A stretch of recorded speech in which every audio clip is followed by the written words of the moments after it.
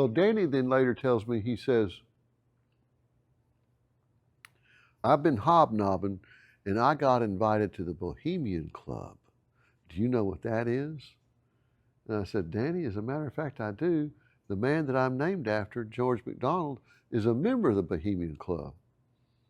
And it was one of those deals. The hell you say? No, Danny, my uncle's a member of the Bohemian Club. And he says, well, I've been invited to the retreat. And I said, you mean the one up north in the Redwoods? He goes, yeah, that's it. And I said, well, when you go, you seek out George McDonald and you tell him that I said hi. And so Danny went and he came back and he said he found my uncle and they talked.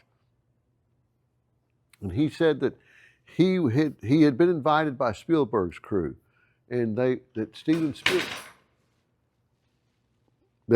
Spielberg, excuse me, I'm afraid we had an accident. NCO sword. That Steven Spielberg had asked him to speak with Clint Eastwood, who's a member of the Bohemian Club. So Danny told me that he was sent to the little, they call them villages or something like that, the little campfire, that he's sitting outside and he's waiting. And he said, you know, he's just off in his thoughts thinking.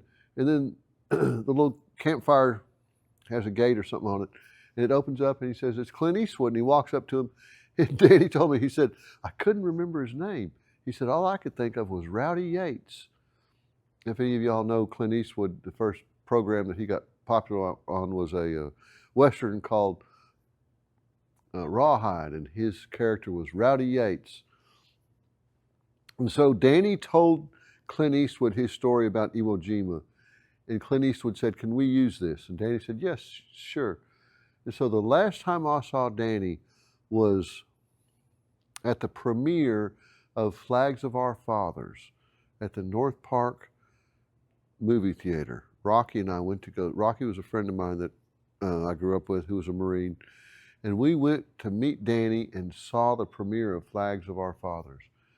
And Danny was over the moon that, you know, part of his story had been used in the movie. And actually the opening scene of Flags of Our Fathers, where it's black and white and somebody screaming corpsman, and there's a Navy corpsman running around on the beach looking for the wounded Marine. That's Danny's story. Danny died maybe 2 weeks after the movie was released. Nice man, told me, you know, he didn't want to have anything to do with the military, that he had been drafted for Korea.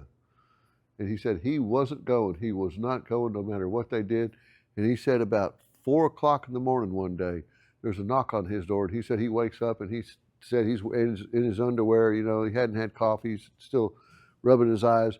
He said, there's 2 big strapping Marines. And they said, Danny Thomas? He goes, yeah. He said they picked him up by his elbows and carried him off.